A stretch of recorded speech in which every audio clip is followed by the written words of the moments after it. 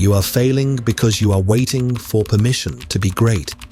You are begging the world for strength, completely ignoring the mechanism for infinite power that is already welded into your nervous system. You treat reality as something that happens to you rather than something that projects from you. This is the first transmission of this channel, and it serves as a funeral for the person you used to be. We are not here to improve your life with cheap hacks.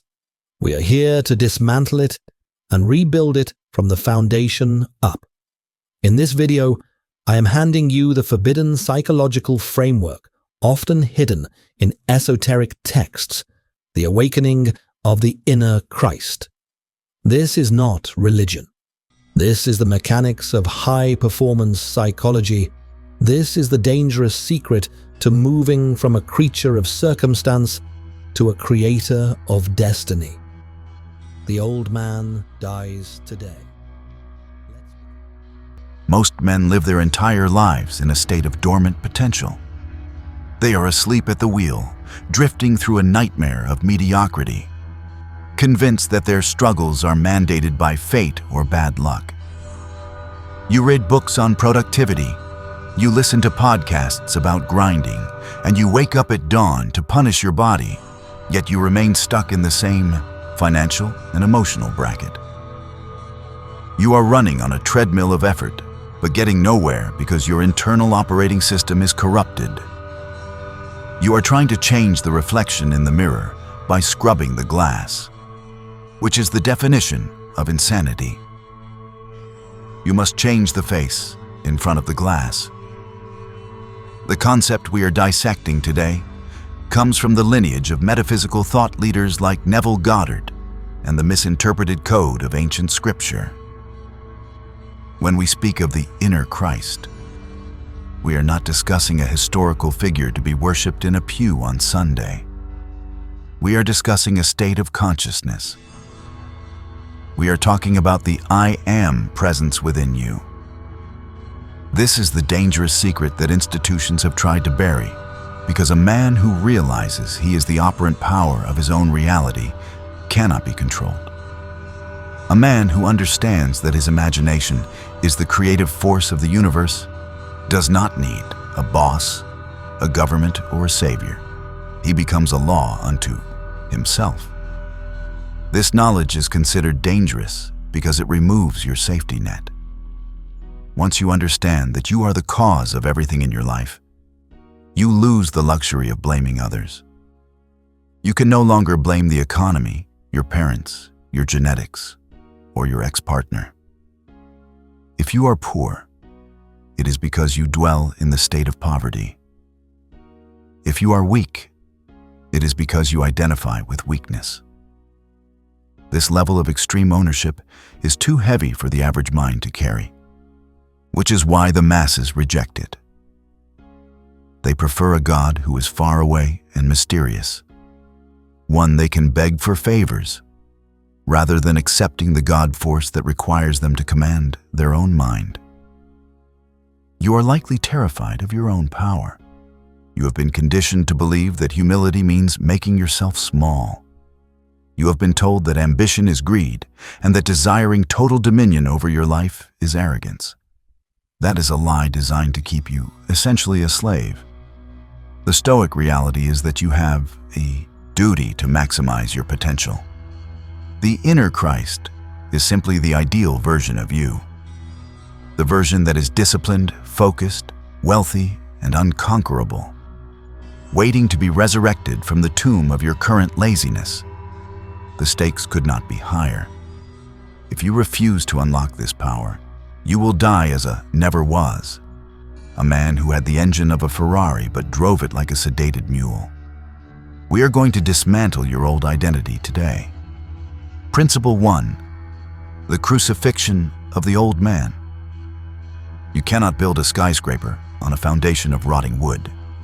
Before you can rise as the powerful man you claim you want to be, the weak man you currently are must die. This is the non-negotiable price of admission to the top 1%. Most of you are trying to add success onto your existing personality, but that is impossible. Your current personality is constructed of habits, traumas, and beliefs that are calibrated for the life you have right now. If you want a different life, you need a different self. This brings us to the metaphysical concept of the crucifixion. In the high-performance context, this is not a physical death, but a psychological execution of the old man. The old man is the version of you that hits the snooze button. The old man is the one who seeks validation from women, who gets distracted by social media, who feels anxiety when he looks at his bank account. This version of you is addicted to suffering. You might claim you hate being broke or out of shape, but your actions prove that you are comfortable there. It is familiar. To unlock the inner Christ, which is your highest potential, you must ruthlessly crucify this lower self. You must deny him air. This is where the stoic application of silence and negation comes into play. You do not negotiate with your weakness. You kill it by withdrawing your attention from it. Look at the historical transformation of Saul of Tarsus into the Apostle Paul. Regardless of your religious stance, analyze the psychology of this shift. Saul was a man defined by anger, persecution, and rigid dogma. He was successful in his lane, but he was destructive. To become Paul, the builder of a new civilization, Saul had to undergo a violent shock. He was blinded. He was forced into darkness. He had to fast and sit in silence. The man known as Saul had to cease to exist so that Paul could take his first breath. This is the archetype of radical identity shifting. You cannot be Saul on the weekends and Paul during the work week. You cannot be a high-value man while holding on to the habits of a low-value loser. The mistake you are making is that you are trying to improve Saul. You are trying to teach your lazy, undisciplined self to be a little bit more productive. That never works. You don't put a patch on a sinking ship, you get off the ship. You must detach your sense of I from your current limitations. When you feel the urge to procrastinate, you must recognize that urge belongs to the old man, a corpse you are dragging around. You must say, "That is not me. That is a dead memory." This requires a level of mental violence that most people are incapable of. They love their trauma too much. They love their victim story because it gets them sympathy. You must despise sympathy. Practical application of this principle requires a conscious funeral for your past self. You need to sit in a room, in total silence, and identify every trait that characterizes the man you are leaving behind. Write them down. He is lazy. He is anxious. He is addicted to cheap dopamine. He is a coward in conflict. Once you have identified this character, you must disassociate from him. From this moment forward, when those behaviors arise, you treat them as an external intrusion, not an internal command. You are not fixing him. You are burying him. The inner Christ cannot rise until the tomb is sealed on the old man. You must be willing to be misunderstood, criticized, and isolated during this transition, because the people around you only know the dead version of you. Let them mourn the dead while you build the empire. Principle 2. The law of assumption. Once the old man is dead, who takes his place? This is where the masses get lost in the law of attraction nonsense. They create vision boards and wish upon stars, hoping that the universe will deliver success like a pizza delivery driver. That is the behavior of a child. The stoic masculine approach is the law of assumption. This principle states that you do not attract what you want. You attract what you are. To become powerful, You must assume the feeling of the wish fulfilled before the physical evidence appears. You must occupy the state of the inner Christ, the state of total victory, right now, in the midst of the chaos. This is the psychological mechanism utilized by every great conqueror and tycoon in history, whether they knew the terminology or not. It is the ability to suspend the evidence of the senses and live strictly by the dictates of the imagination. When you look at your bank account and see zero, your senses tell you that you are broke. The weak man accepts this report as final. He panics. He contracts. But the man operating with the inner Christ consciousness rejects the sensory evidence. He assumes the state of wealth. He walks, talks, and makes decisions from the internal premise that he is already abundant.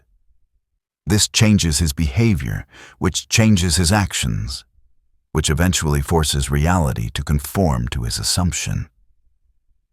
Consider the case of Arnold Schwarzenegger. Long before he was a movie star or a governor or even a champion bodybuilder, he was a skinny Austrian boy in a village without running water. But if you read his psychological blueprints, he states clearly that he did not hope to be a champion. He visualized himself standing on the podium, holding the trophy, feeling the weight of it, hearing the applause. He lived in that state so intensely that the physical training was just a formality. He said, "I was already Mr. Universe. I just had to work out to let the body catch up." This is the law of assumption. He did not wait for the title to give him confidence. He assumed the confidence to capture the title. Most of you are doing the opposite. You are saying, "I will feel successful when I get the promotion. I will feel confident when I get the girl." You are outsourcing your internal state to external events. This is slavery. You are letting the world dictate your mood. The inner Christ dictates the world. You must reverse the arrow of causality. You must capture the feeling of the end result first.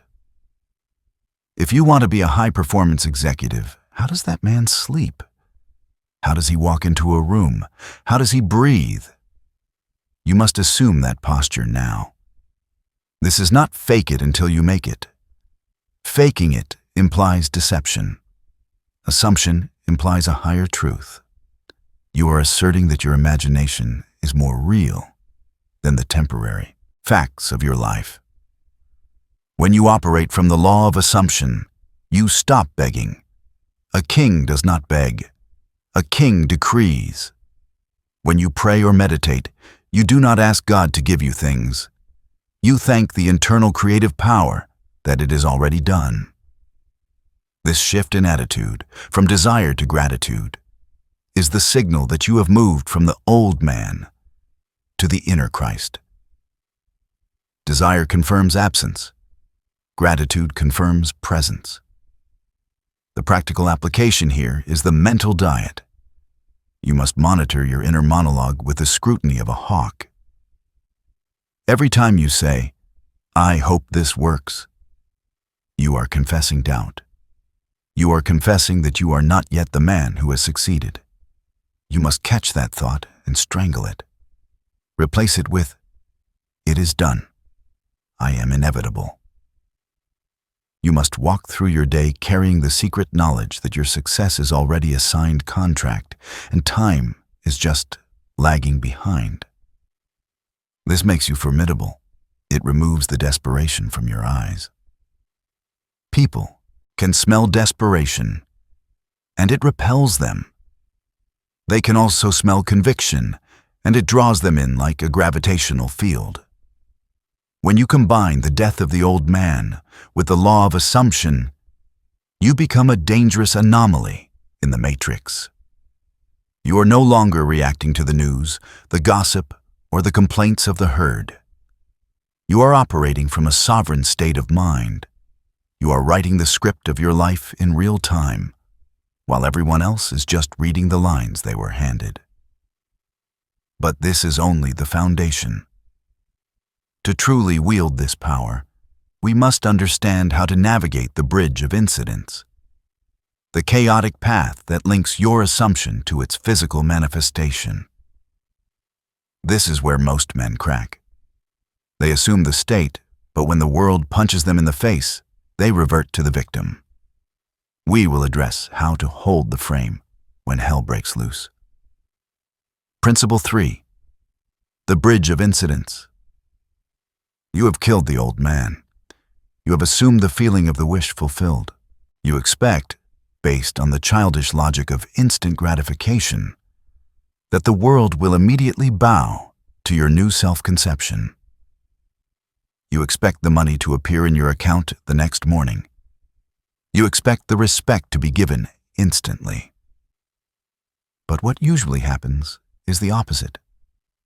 The moment you decide to become the inner Christ, the version of you that is sovereign and powerful, all hell breaks loose. Your car breaks down. You lose your job. Your partner leaves you. You face a sudden, inexplicable crisis.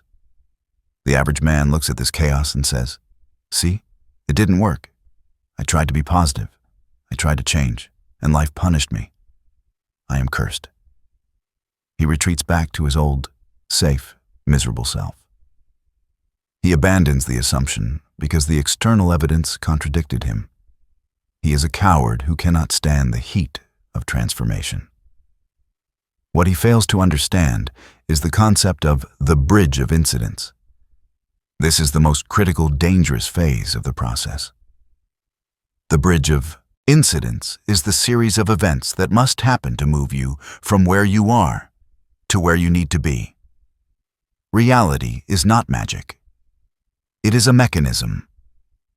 If you are currently a broke, out-of-shape employee, and you assume the state of a wealthy, athletic CEO, your current life structure cannot support that new reality. It must be dismantled. The job you hate might fire you. That is not a tragedy. That is the universe evicting you from a small room so you can enter a palace. The toxic friends you cling to might betray you. That is not bad luck. That is the clearing of dead weight. You must understand that the inner Christ does not compromise with mediocrity. When you awaken that force, it acts like a fever, burning out the infection of your old life. This process is painful. It is disorienting. You will walk through a valley where nothing makes sense, where the old world is crumbling but the new world hasn't formed yet. This is where 99% of men quit. They are terrified of the void. They run back to the familiar slavery of their past because the freedom of the future requires them to walk blind for a season. Consider the historical case of Ulysses S. Grant. Before he became the general who saved the Union and the President of the United States, Grant was a catastrophic failure. In 1854, he resigned from the army in disgrace. He tried farming and failed. He tried selling firewood on the street corners of St. Louis, wearing a faded army coat, looked down upon by his peers. He was destitute. To the outer world, he was a finished man. But internally, Grant possessed a stoic resolve, a dormant assumption of his own capability that never truly extinguished. The Civil War was his bridge of incidents. It was a horrific, bloody, chaotic event. But it was the only series of events that could take a failed firewood salesman and elevate him to the supreme commander. If Grant had stayed comfortable, if the war hadn't disrupted the nation, he would have died unknown. The chaos was the latter. The bad things that happened to the country were the very mechanics that allowed his destiny to manifest. You must view your own life through this lens. The crisis you are facing right now is not an obstacle to your success. It is the raw material of it. When you are in the middle of the bridge, you must practice what the mystics call brazen impudence. This is a refusal to take no for an answer from reality. When the bank account goes red, you do not flinch. You say, "This is part of the bridge." When the rejection letter comes, you do not weep. You say, "This is rerouting me to the target." You hold the vision of the inner Christ steady, regardless of the storm outside. This is true faith. Faith is not believing in what you can see.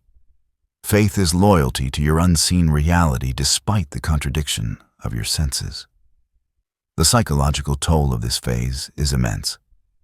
Your brain will scream at you to abort the mission. It will flood your system with cortisol, urging you to seek safety. You must override this biological safety switch. You must look at the wreckage of your old life and smile, knowing that destruction is a prerequisite for creation. You are renovating the house of your life, and you cannot install the marble floors until you rip out the rotting carpet. The dust, the noise, the discomfort, it is all proof that the work is being done. Most of you are praying for rain, but complaining about the mud. You want the glory of the resurrection without the agony of the cross. It does not work that way. The inner Christ is born in adversity. If you cannot handle the bridge of incidents, you do not deserve the destination. You must become anti-fragile. You must reach a point where every blow from reality only strengthens your resolve. When you lose, you train harder. When you are mocked, you become silent. When you are broke, you become resourceful. This is the alchemy of the superior man. Principle 4, the seal of silence. There is a command found in the ancient texts that is often ignored by the modern, ego-driven man. Go and tell no man. When the Christ figure performs a miracle, he frequently orders the recipient to stay silent. Why? Is this false modesty? No. It is a strict law of metaphysical physics. It is the hermetic seal that preserves power. You are failing because you talk too much. You have a leak in your psychological engine. The moment you decide to change your life, the moment you decide to start the business, lose the weight, or write the book, you run to your friends, your family, and social media to announce it. You post day 1 of the grind. You tell your drinking buddies about your $1 million idea. You seek validation for things you have not yet done. Here is the neuroscience behind why this destroys you. When you announce your goal to others and they applaud you, your brain releases dopamine. It gives you the premature sensation of reward. You feel the satisfaction of the achievement before you have done the work. Your brain, being an efficiency machine, registers the task as completed or socially rewarded, and lowers the drive to actually execute the hard labor. You have tricked your nervous system into complacency. You traded the gold of achievement for the copper of cheap validation. Furthermore, when you speak your vision to the old men, the people who are still asleep, they will attack it. They cannot help it. Your ambition offends their mediocrity. They will offer you realistic advice. They will list the statistics of failure. They will project their fears onto you. Are you sure that's safe? Why don't you get a regular job? These doubts act like viruses. If your conviction is not yet hardened steel, their doubt will penetrate your mind and rot your assumption from the inside out. The inner Christ operates in silence. Silence is not empty. Silence is full of pressure. Think of a steam engine. If you boil water and leave the valves open, the steam escapes into the air and dissipates. It has no power. But if you seal the vessel, if you trap the steam, the pressure builds. That pressure is what moves the piston. That pressure is what drives the locomotive. You need that psychological pressure. You need the burning, uncomfortable urge to express yourself. And you must deny it an outlet in speech so that it forces an outlet in action. The Pythagorean school of ancient Greece, a hub of profound wisdom and mathematics, understood this.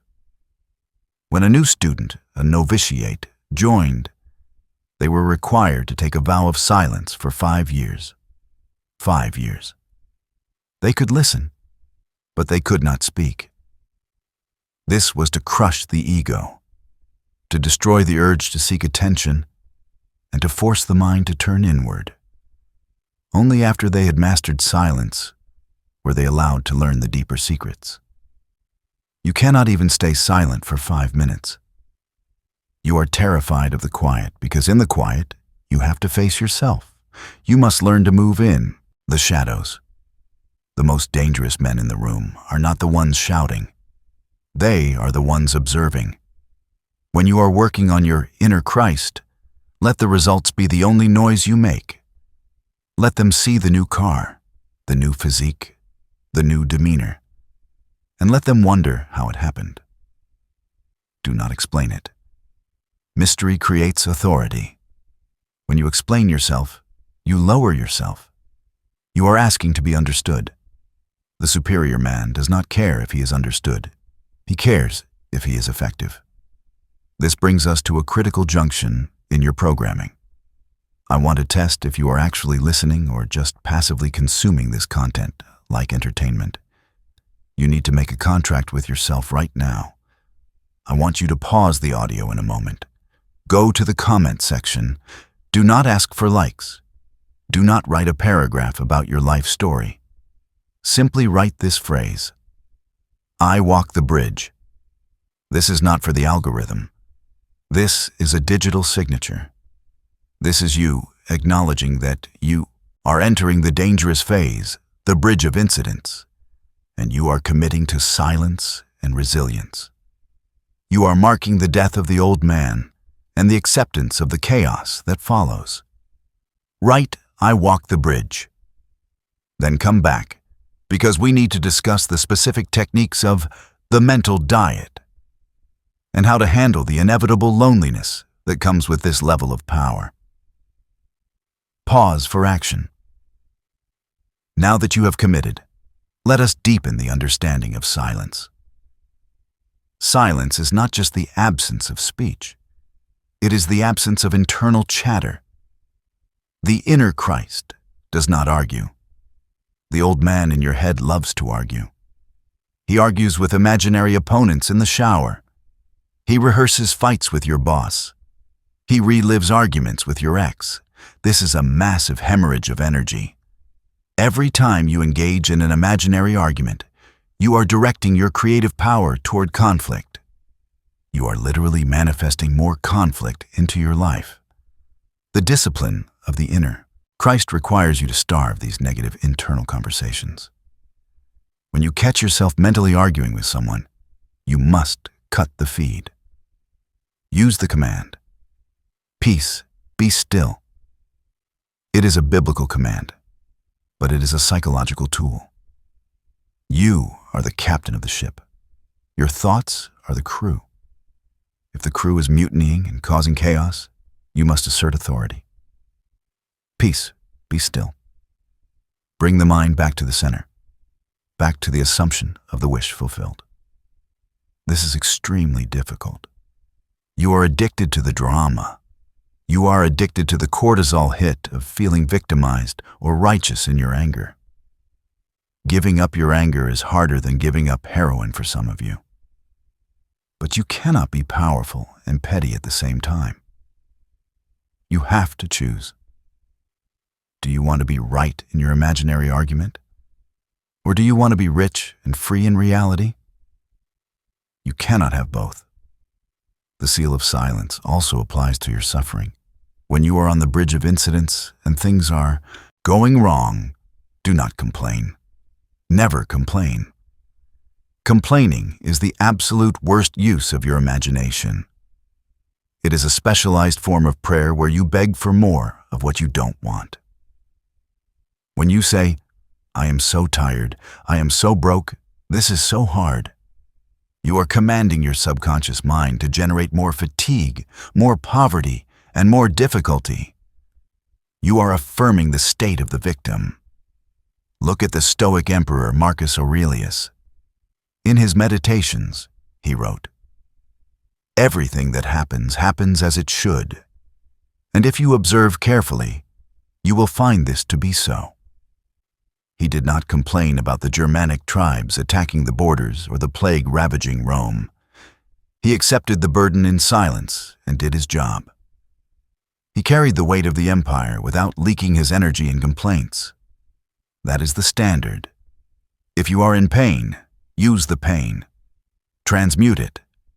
Take that frustration and pour it into the gym. Pour it into your business. Let the silence amplify the pain until it forces you to break through the wall. Most people vent the pain to get relief. You don't want relief. You want reconstruction. Pressure creates the diamond, but only if the carbon is sealed deep underground, away from the light, under the crushing weight of the earth. Be the carbon. Embrace the dark. Embrace the pressure. In the next part, we are going to discuss the feeling of the wish fulfilled in granular detail. How to navigate the specific sensory techniques that trick the brain into high-performance mode, and how to deal with the people you will inevitably have to leave behind. We will discuss the upper room psychology. Principle 5. The upper room psychology. You are currently living in the basement of your own mind. The basement is where the old man resides. It is dark, damp, and cluttered with fear. In neurological terms, this is the amygdala, the lizard brain. This is where you react to the world like a frightened animal. When the bill comes, you panic. When the boss yells, you shrink. When a woman ignores you, you feel worthless. You are trapped in a stimulus-response loop that is entirely biological and entirely pathetic. The inner Christ does not live in the basement. He lives in the upper room. In the ancient texts, the most significant events, the Last Supper, the descent of the Holy Spirit, always took place in the upper room. Why? The writers were not giving you architectural advice. They were giving you a psychological coordinate. The upper room represents a state of consciousness that is elevated above the physical senses. It is the domain of the prefrontal cortex and the imagination, distinct from the reactive lower brain. To wield power, you must learn to detach from the sensory world and ascend to this mental state at will. Most of you are glued to the ground floor. You believe that reality is out there. You think the news on the screen is reality. You think the number in your bank account is reality. That is not reality. That is the result of past reality. It is the echo. The source is in the upper room. When you operate from the basement, you are a victim of circumstance. When you operate from the upper room, you are the architect of circumstance. Consider the operating system of Nikola Tesla. Tesla is the perfect case study of a man who lived almost exclusively in the upper room. He did not build his inventions in a workshop first. He built them in his mind. He stated that he would construct a turbine in his imagination, run it for weeks, check it for wear and tear, and only then, once it was perfected in the mental realm, would he build the physical model. And invariably, the physical model worked exactly as the mental one did. He did not need trial and error, because the trial was done in the silence of the upper room. You need to apply this Tesla-level visualization to your own life. But here is where you fail. You try to visualize, but you do it with tension. You clench your jaw, you furrow your brow, and you try to force the image. That is the old man trying to break down the door. The key to the upper room is the state akin to sleep. SATS. This is a term popularized by Neville Goddard. but it parallels the brainwave states known to modern science as theta. When you are awake and stressed, you are in beta. This is the basement. You cannot reprogram your subconscious in beta. It is like trying to pour concrete while walking on it. To enter the upper room, you must induce a state of profound physical relaxation, bordering on sleep, while maintaining mental alertness. In this state, the sensory world fades. The body becomes heavy. The critical factor of the conscious mind, the part of you that doubts, analyzes, and fears, goes offline. The door to the subconscious swings open. It is in this theta state that you must conduct your business. You do not beg. You enact. You bring the inner Christ online. You visualize a scene that implies the fulfillment of your desire. If you want to be a business tycoon, do not visualize working hard. Visualize the handshake with the partner after the deal is signed. Feel the texture of his hand. Hear the specific tone of his voice saying, "Congratulations." You loop this scene in the upper room over and over again until it possesses the tone of reality. This is not daydreaming. Daydreaming is an escape from reality. This is constructing reality. When you do this correctly, your brain does not know the difference between the visualization and the physical event. The neural pathways are forged. The reticular activating system, RAS, is reprogrammed to hunt for opportunities that match this new blueprint. You are literally rewiring your hardware. But you must be disciplined enough to go to the upper room every single night. You treat this as a job.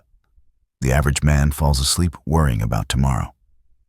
The stoic master falls asleep constructing tomorrow. Principle 6. The sword of revision. Now we arrive at him, one of the most radical and dangerous tools in this entire arsenal. The art of revision. The old man is heavy because he carries the baggage of the past. You are weighed down by memories of failure, rejection, embarrassment, and trauma. You replay these scenes in your mind, and every time you replay them, you reinfect yourself with the same chemical signature of defeat. You are keeping the past alive by feeding it your attention. The inner Christ is not bound by time. Time is a construct for the physical body, not the spirit.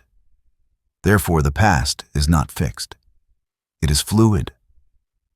In the realm of high-performance psychology, we use a technique called revision to alter the impact of the past on the present. This is the cognitive equivalent of time travel. Let us look at the science of memory. Neuroscientists have discovered a process called reconsolidation.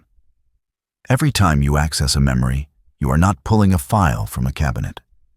You are reconstructing the event in real time. And when you put the memory back, it is stored with the emotions you felt while recalling it. If you recall a failure with shame, you strengthen the shame. But if you recall the failure and alter the narrative, you store a different data set. You can literally hack your own history. Here is the practical application. At the end of every day, before you sleep, you review the events of the day. You will inevitably find moments where you acted like the old man. Maybe you lost your temper. Maybe you were awkward in a meeting. Maybe you wasted 3 hours on your phone. The average man goes to sleep feeling guilty about this, ensuring he wakes up with the same weakness tomorrow. The master uses the sword of revision. You take that specific scene, the argument, the failure, and you rewrite it in your imagination. You replay the scene, but this time, you change the script. In your mind, you stayed calm during the argument. In your mind, you crushed the meeting. In your mind, you were disciplined.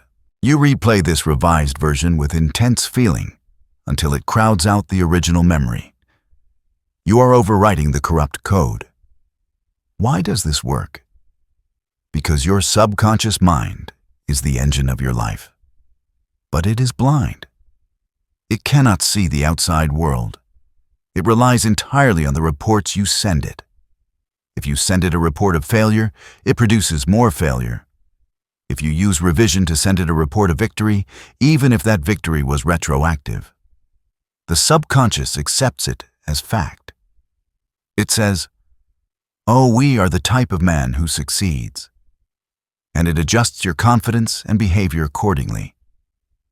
This is how you delete trauma. You do not ignore it, you reframe it. This is similar to what Viktor Frankl discovered in the concentration camps. Frankl could not change the physical reality of the camp, but he revised the meaning of it. He visualized himself lecturing to students about the psychology of the camp after he was freed. He moved the trauma from pointless suffering to meaningful data.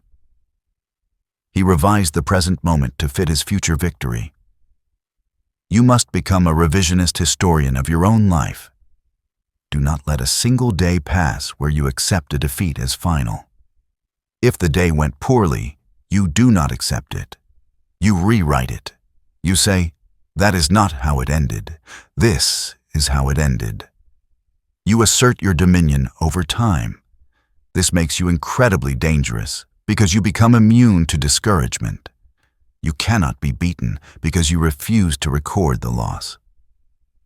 This requires a level of mental arrogance that society deems unacceptable. They want you to face reality. They want you to wallow in your mistakes so you can learn humility. Reject that. True humility is submitting to the high calling of your potential, not groveling in your errors. The inner Christ redeems the past. It turns the lead of your mistakes into the gold of wisdom. You have now learned the mechanics of the upper room and the sword of revision. You have the tools to create the future and repair the past. But there is one final enemy we must destroy.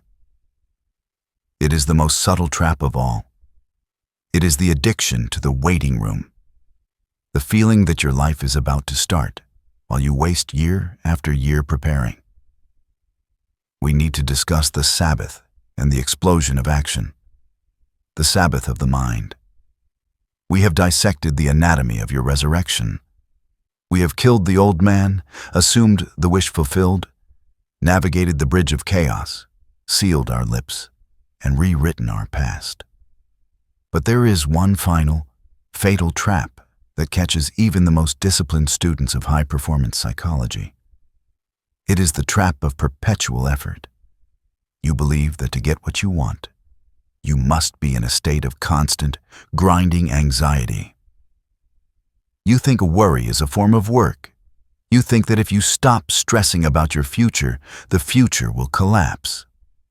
This is the slave mind talking. The master understands the principle of the Sabbath. In the esoteric reading of Scripture, the Ye-ite Sabbath is not a day of the week. It is a psychological state. It is the state of rest that follows the mental act of creation. When the text says, "And on the seventh day he rested," it does not mean the Creator was tired. Omnipotence does not get tired. It means the work was finished. The blueprint was set. The decree was issued. To continue meddling with the blueprint implies that you do not trust your own power. If you plant a seed in the ground, you do not dig it up every hour to see if it is growing. That would kill the seed. You plant it, you water it, and then you leave it alone. That leaving it alone is the Sabbath. You are failing because you refuse to enter the Sabbath. You visualize your success in the upper room, but then you return to your day and worry about how it will happen. You stress over the timing. You doubt the process. This anxiety is proof that you do not actually believe you are the operant power. If you truly believed, with the conviction of a law of physics, that your imagination creates reality, you would be entirely at peace. You would walk through the world with the relaxed confidence of a man who holds a winning lottery ticket but hasn't cashed it yet. He isn't worried about the money. He knows it is there. He is just waiting for the bank to open. You must learn to drop it. This is the hardest thing for a control freak to do. After you have done the work in the silence, after you have revised the past and assumed the future, you must let go. You must go about your business with a light heart, knowing that the heavy lifting is being done by deeper forces. This is not laziness. This is trust. The inner Christ does not sweat. He commands, and then he waits with absolute certainty. When you look at the truly powerful men of history, they often possessed an eerie calm in the face of disaster. That calm was the Sabbath. They knew the end of the movie, so they weren't worried about the scary scenes in the middle, the danger of the book. We titled this transmission, "This Rare Book is Dangerous," for a specific reason. The knowledge you have absorbed over the last hour is not a toy. It is a weapon, and like any weapon, it is dangerous to the user if mishandled. The danger lies in the removal of your excuses. Before you understood these principles, you could claim ignorance. You could say, "I am poor because the system is rigged." You could say, "I am unhappy because my parents didn't love me." You could play the victim, and society would pat you on the head and give you a participation trophy. That luxury is gone. Now you know. You know that you are the projector of your own movie. If the movie sucks, it is because the film in the projector, your state of consciousness, is corrupted. You can no longer look outside of yourself for salvation. There is no cavalry coming over the hill. There is no government check that will fix your soul. There is no woman who will fix your loneliness. It is all you. You are the Alpha and the Omega of your own experience. This realization creates a crushing weight of responsibility that will break a weak man. This is why the masses reject this teaching. They want magic, but they don't want mastery. They want the result, but they don't want the blame. You have to decide right now if you are strong enough to carry the burden of being the sole architect of your destiny. If you are not, turn this off. Go back to sleep. Go back to blaming the politicians and the economy. It is a warmer, softer life, but it is a life of slavery. If you choose to walk this path, you accept total culpability for every failure, which gives you total authority over every victory. You become a monarch in a world of sleepwalkers, the isolation of the peak. You must also be warned about the solitude. As you integrate the inner Christ, this posture of extreme ownership and stoic power, you will become strange to the people around you. They will notice a shift in your vibration. You will stop engaging in their petty gossip. You will stop complaining about the weather or the news. You will stop laughing at their self-deprecating jokes. You will become silent, focused, and intense. This will make them uncomfortable. They will say you have changed. They will say you are too serious or arrogant. They will try to pull you back down into the crab bucket of mediocrity. You must be prepared to cut the rope. You cannot bring everyone with you to the top of the mountain. The air is too thin for them. They will suffocate, and in their panic, they will drag you off the cliff. You will lose friends. You might even lose family members who are committed to their own misery. This is the price of the ticket. The lion does not hunt in a herd. The eagle does not fly in a flock. To unlock your highest potential, you must be willing to walk through a season of profound loneliness. But do not fear this void. In this silence, you will find your own voice. You will find a strength that does not depend on the applause of the crowd. You will realize that it is better to be a king in a desert than a slave in a circus. The New Covenant. So, what is the vision? What does your life look like 6 months, 1 year, 5 years from now if you apply this rigor? You wake up without an alarm, driven by purpose, not panic. You look in the mirror and you respect the man staring back. You have crucified the old man, the one who is lazy, addicted, and fearful. In his place stands a man who commands his own mind. When a problem arises, you do not react. You act. You retreat to the upper room, you revise the situation, you assume the solution, and you watch reality bend to your will. Your finances are no longer a source of stress, but a tool for expansion, because you have assumed the state of abundance. Your relationships are no longer based on neediness, but on shared power, because you have killed the validation-seeking boy within you. You move through the world with a seal of silence, a dangerous mystery that commands respect without saying a word. You are a force of nature. You are a living testament to the power of the human will aligned with universal law. This is not a fantasy. This is the default state of the man who has awakened the inner Christ. It is your birthright. You were not designed to be a cog in a machine. You were designed to be a creator of worlds.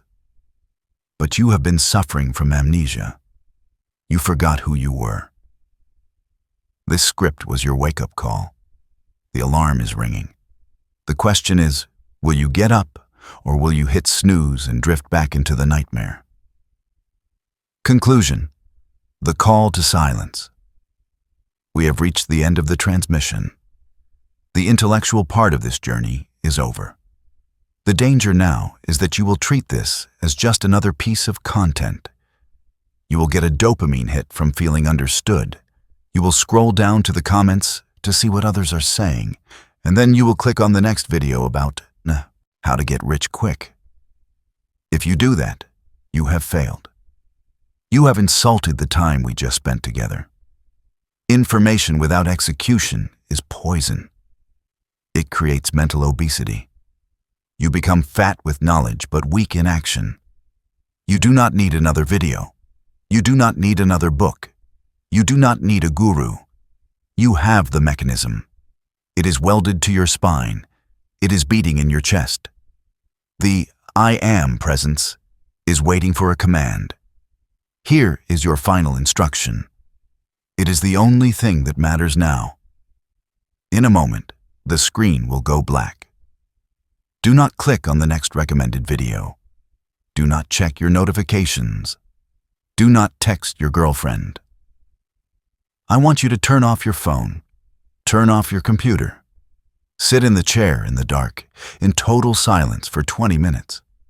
Close your eyes. Identify the old man. Say goodbye to him. Feel the weight of his corpse falling off your shoulders.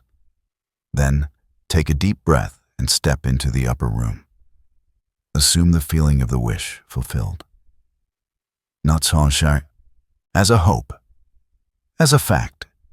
Live in that silence. That is where the power is. The noise of the world is designed to keep you weak. The silence is where you become a god. The lecture is over. The work begins. Go.